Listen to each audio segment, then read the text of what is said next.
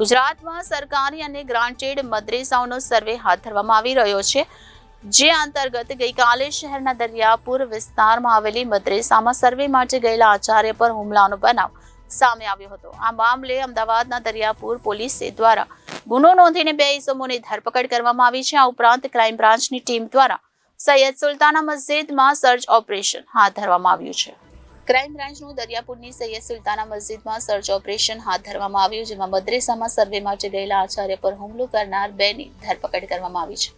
હકીકતમાં શિક્ષણ વિભાગના આદેશ બાદ બાપુનગર વિસ્તારમાં આવેલ શ્રુતિ હાયર સેકન્ડરી સ્કૂલમાં આચાર્ય તરીકે ફરજ બજાવતા સંદીપ પટેલ ગઈકાલે દરિયાપુરના સુલતાન મોહલ્લામાં આવેલ સૈયદ સુલતાનની મસ્જિદ ખાતેના મદ્રેસામાં સર્વે માટે ગયા હતા, જ્યાં મદ્રેસા બંધ હોવાથી સંદીપ પટેલ પુરાવા સ્વરૂપે ફોટા ક્લિક કરી રહ્યા હતા.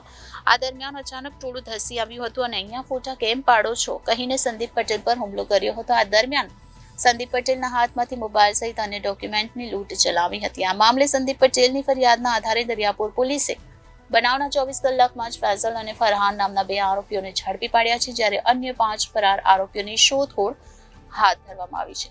આમ ગુજરાતમાં સરકારી અને ગ્રાન્ટેડ મદ્રેસાઓનો સર્વે હાથ ધરવામાં આવી રહ્યો છે, જે અંતર્ગત અમદાવાદ શહેરના દરિયાપુર વિસ્તારમાં આવેલી મદ્રેસામાં સર્વે માટે ગયેલા આચાર્ય પર હુમલાનો બનાવ સામે આવ્યો હતો. આ મામલે દરિયાપુર પોલીસ દ્વારા ગુનો નોંધીને 2 ઇસમોની ધરપકડ કરવામાં આવી છે. આ ઉપરાંત ક્રાઇમ બ્રાન્ચની ટીમ દ્વારા સૈયદ સુલતાના મસ્જિદમાં સર્ચ ઓપરેશન હાથ ધરવામાં આવ્યું છે. Bureau reporter Janadesh news, Ahmedabad.